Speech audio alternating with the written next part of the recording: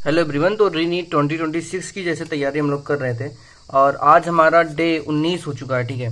और हम डे 18 की भी आज ही बात करेंगे, 29 और 30 मई की बात करेंगे।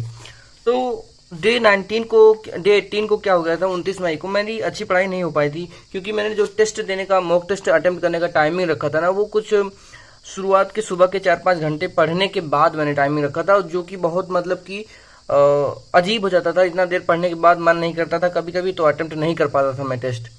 सो इसका सोल्यूशन मैंने क्या निकाला कि भाई सुबह उठते ही, सुबह आप सो के उठे, फ्रेश हुए, ब्रश किए, चाय नाश्ता हुआ, उसके तुरंत बाद ही पहला जो सेशन होगा 3 घंटे का, उसमें मैं मॉक टेस्ट ही अटेम्प्ट करूंगा।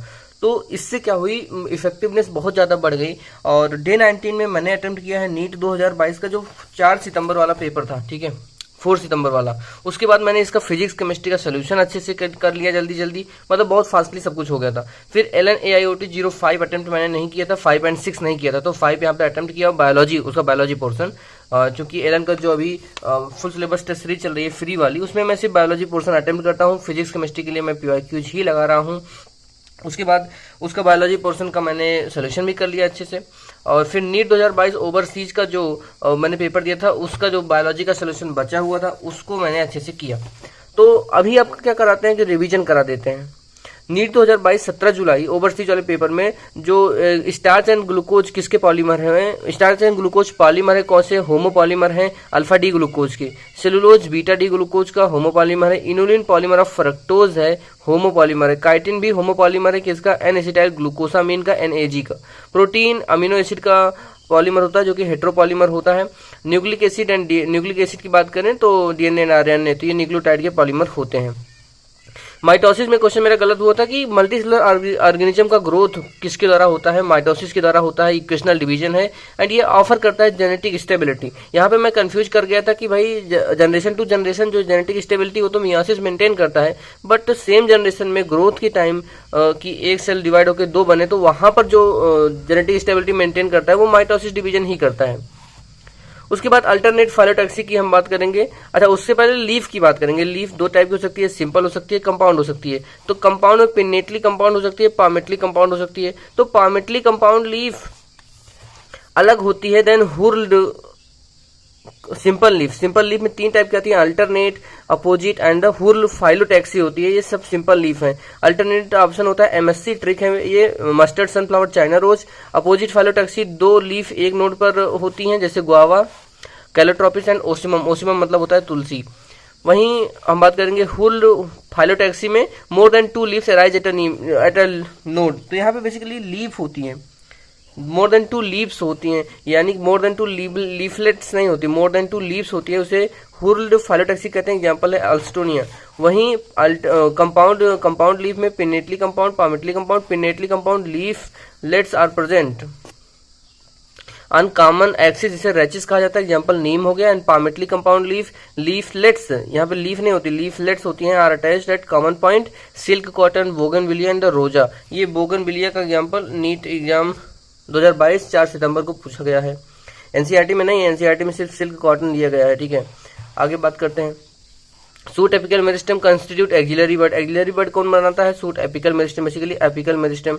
उसके बाद ratio of the carbon dioxide fixation between C4 and C3 plant is 2:1। इसको रट लो भाई। NCERT के ट्रांसपोर्ट इन प्लांट जो चैप्टर कर चुका है, उसकी ये लाइन थी, यहाँ से क्वेश्चन पूछा गया था। C4 plants are twice as efficient as C3 plants in terms of fixing CO2, यानी कि मेकिंग शुगर। तो 2:1 NCERT की डायरेक्ट लाइन से आपको याद होना चाहिए।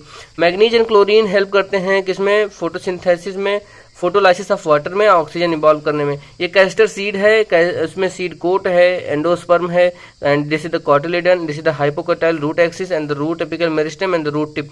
तो ये चीजें डायग्राम में पूछी गई थी, ये वाला डायग्राम पूछा गया था नीट 2022 4 सितंबर वाले पेपर में। Diplotene stage dissolution of synaptonemal complex and formation of X shaped structure called chiasmata होता है। डायकाइनेसिस की बात करें, टर्मिनलाइजेशन ऑफ काइजमेटा से रिप्रेजेंट किया जाता है। तो डिप्लोटीन में dissolution of synaptonemal complex and chiasmata का अपीयर होता है X shaped structure. And diakinesis में क्या होता है, टर्मिनलाइजेशन ऑफ काइजमेटा होता है। उस side of some vertebrate diplotene, उस मतलब कुछ वर्टिब्रेट के उस साइड में डिप्लोटीन स्टेज जो होती है वो लास्ट कर सकती है फॉर मंथ अथवा ईयर, मतलब कि उसी में क्रोमोसोम अरेस्ट हो जाते हैं डिप्लोटीन स्टेज में। फिर formation of the first recombinant DNA कब होता है? 1972 Stanley Cohen and Herbert Boyer ने किया था। आइसोलेट किया इन्होंने antibiotic resistant gene by cutting out a piece of DNA from a plasmid. अब linking this antibiotic resistance gene with a native plasmid of the Salmonella typhimurium, मतलब कि antibiotic resistance gene किसी दूसरे प्लाज्मिड से काटा, Salmonella टाइफोमोरियम के plasmid में जोड़ा और इंटर किया इस रिकॉम्बिनेंट डीएनए को इश्चुरेशिया कोलाई ई कोलाई में, and now normal E coli become antibiotic resistance E coli. तो ये रहा हमारा 17 जुलाई वाला पेपर। मैंने 4 सितंबर गलती से बोल दिया होगा वीडियो में, तो 17 जुलाई वाला पेपर बायोलॉजी का डिस्कशन। इससे अगर आपको कुछ मदद मिलती है तो कमेंट बॉक्स में जरूर बताना कि भाई हाँ ये हेल्पफुल है। एंड अगर आप यहाँ तक आए हैं तो मैं कुछ बातें अपने मन की हैं जो बताना चाहता हूँ कि भाई don't compare your self with other, क्योंकि यहाँ पर क्या ना यूनिकनेस है, हर बंदा अपने में बिल्कुल अलग है। यहाँ पर आप मोनोजाइगोटिक ट्विंस भी देख लेंगे ना, वो देखने में सिमिलर होंगे बट उनका बिहेवियर अलग होगा। तो यूनिकनेस जहाँ पर होती है वहाँ पे कंपेरिजन कोई मैटर नहीं करता है। जैसे मैं एग्जाम्पल बता दूँ, मैं मूवीज देखता हूँ ना, तो जब उसमें हीरो को देखता हूँ, हीरो का जो कैरेक्टर होता है मुझको बहुत अच्छा लगता है, मुझको लगता है कि मैं ही तो हूँ वो, एंड कि मुझको ऐसा ही बनना है, मतलब नंबर 1 का काम मुझको कर रहा है, ऐसा कर रहा है, वैसा कर रहा है। बट चीज़ें इलॉजिकल हो जाती है जब तुम इतना बड़ा कंपैरिजन करते हो। क्यों? तुम मूवी देख रहे हो, किसी कॉलेज का सीन है और उसमें हीरो क्या है, कॉलेज है, एमबीबीएस की पढ़ाई कर रहा है। भाई अब तुम क्या कर रहे हो यार, तुम एमबीबीएस की सीट भी नहीं निकाल पाए हो। तो मेन चीज़ क्या है ना कि हमें अपने लाइफ में फोकस करना चाहिए कि हम क्या कर रहे हैं एंड हम कहाँ पर स्टैंड कर रहे हैं। जैसे कि आप कोई भी मूवी देखोगे ना, वो सिर्फ एक केस होता है, मतलब कि सिर्फ वन केस, सिंगल केस। जैसे कि कोई डिटेक्टिव मूवी देख रहे हो तो कोई एक केस की मूवी होती है, पूरी जिंदगी की मूवी नहीं होती। तो हमारे लाइफ में ना ऐसी कई सारे, मतलब कि कई सौ कई हजारों केसेस होते हैं, तो हम हर केस के हीरो बन सकते हैं। मतलब मेन चीज ये है ना कि हमें अपने सिस्टम पर देखना चाहिए कि हम क्या कर रहे हैं, कहाँ से हमको इम्प्रूव करना है।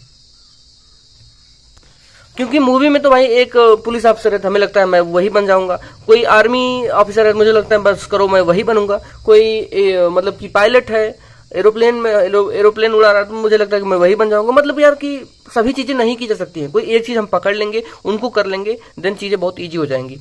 सो यही था इस वीडियो में, मिलते हैं नेक्स्ट वीडियो में। एंड हाँ, कंपैरिजन मत करो किसी से, एंड क्योंकि यहाँ पर यूनिकनेस है, एंड जहाँ पर यूनिकनेस आ जाती है, हर बंदा अपने में बिल्कुल अलग है। तो अपनी स्टोरी में स्ट्रांग बनो, अपनी स्टोरी में अपना हीरो बनो। मिलते हैं नेक्स्ट वीडियो में, पढ़ाई करते रहिए। Thank you very much for watching the video.